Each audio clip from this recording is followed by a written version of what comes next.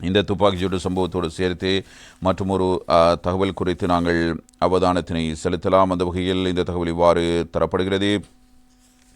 சங்குப்பிட்டி பாலத்துக்கு அருகில் பெண் சடலமாக மீட்கப்பட்ட சம்பவம் பிரதான சந்தேக நபரான தவில் வித்வான் கைது என்பதான மற்றொரு தகவலை வீரகேசரி பத்திரிகை இவ்வாறதொரு செய்தியாக கொண்டு வருகிறது. பூநகரி சங்குப்பிட்டி பாலத்துக்கு அருகில் பெண் ஒருவர் சடலமாக மீட்கப்பட்ட சம்பவத்துடன் தொடர்புடைய பிரதான சந்தேக நபரான யாழ்ப்பாணத்தைச் சேர்ந்த தவில் வித்வான் இவ்வாறு கைது செய்யப்பட்டிருக்கிறார் என்ற தகவலை நாங்கள் காண்கிறோம். இது தொடர்பிலான மேலதிக தகவல்களை நாம் அவதானிக்கும் போது குப்பிலான் பகுதியைச் சேர்ந்த தவில் வித்வானை நேற்று செவ்வாய்க்கிழமை அதிகாலை வேளை கிளிநொச்சி மாவட்ட குற்றத்தடுப்பு பிரிவினர் கைது செய்திருக்கிறார்கள்.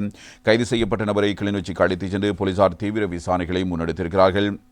முதற்கட்ட விசாரணைகளின் அடிப்படையில் படுகொலை செய்யப்பட்ட பெண்ணுடன் தவில் வித்வானுக்கு கடந்த சில மாதங்களுக்கு முன்னர் பழக்கம் ஏற்பட்டு தொலைபேசி ஊடாக உரையாடி வந்த நிலையில் கடந்த அக்டோபர் மாதம் 11ஆம் தேதியளவில் யாழ் மாவட்ட செயலகத்துக்கு அருகில் கார் ஒன்றினை வாடகைக்கு பெற்று அப்பெண்ணை அழைத்துக் கொண்டு பூநகரை ஊடாக கிளிநொச்சி நோக்கி பயணித்துள்ளதாகவும் அதன்போது பூநகரை பகுதியில் அப்பெண்ணுக்கு குடிப்பதற்கு குளிர்பானம் வழங்கியதை அடுத்து அப்பெண் மயக்கமடைந்த நிலையில் அவரை கொலை செய்து கடலில் வீசியதாகவும் பின்னர் தான் கிளிநொச்சி உருத்திரபுரம் பகுதிக்கு சென்று தடயப் பொருட்களை அளித்துவிட்டு யாழ்ப்பாணம் திரும்பியதாக சந்தேக நபர் விசாரணைகளை தெரிவித்துள்ளதாக போலீஸ் தகவல்கள் தெரிவிக்கின்றன.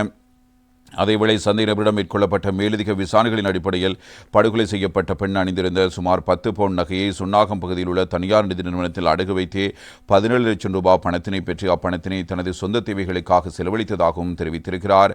அதன் அடிப்படையில் குறித்த தனியார் நிதி நிறுவனத்தில் அடகு வைத்த நகைகளை போலீசார் மீட்டிருக்கிறார்கள். சந்தேக நபரை நீதிமன்றத்தில் முற்படுத்தி மேலதிக விசாரணைகளுக்காக 72 மணி நேரங்கள் போலீஸ் காவலில் தடுத்து வைத்து விசாரணை செய்ய நீதிமன்றில் போலீசார் அனுமதி கோரவுள்ளதாக தெரிவிக்கப்படுகிறது. யாழ்ப்பாணம் காரைநகர் பகுதியைச் சேர்ந்த சுரேஷ்குமார் குலதீபா என்ற 2 பிள்ளைகளின் தாய் கடந்த அக்டோபர் மாதம் 11ஆம் தேதி அளவில் வவுனியாவில் உள்ள நண்பி ஒருவரின் பிறந்தநாள் கொண்டாட்டம் ஒன்றுக்கு செல்வதாக கூறி சென்ற நிலையில் மறுநாள் 12ஆம் தேதி சங்குப்பிட்டி பாலத்துக்கு அருகில் கடற்கரையில் சடலமாக மீட்கப்பட்டிருக்கிறார். அதனையடுத்து பெண்ணின் சடலத்தினை உடற்கூற்று பரிசோதனைக்கு உட்படுத்திய வேளை தலையில் பலமாக தாக்கப்பட்டமைக்கான சான்றுகள் காணப்பட்டதுடன் முகம் உள்ளிட்ட பகுதிகளில் எரியக்கூடிய திரவம் ஊற்றி எரியூட்டப்பட்டமைக்கான சான்றுகளும் காணப்பட்டிருக்கின்றன.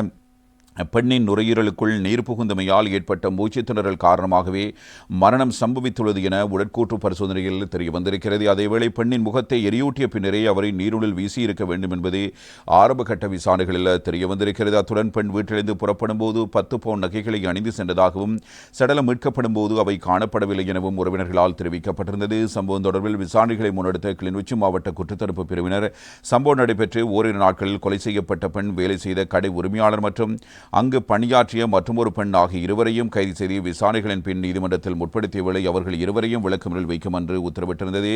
இந்த நிலையிலேயே செவ்வாய்க்கிழமை பிரதான சந்தேக நபர் இவ்வாறு கைது செய்யப்பட்டிருக்கிறார் என்பதான தகவல்களை நாங்கள் அவதானிக்கலாம்.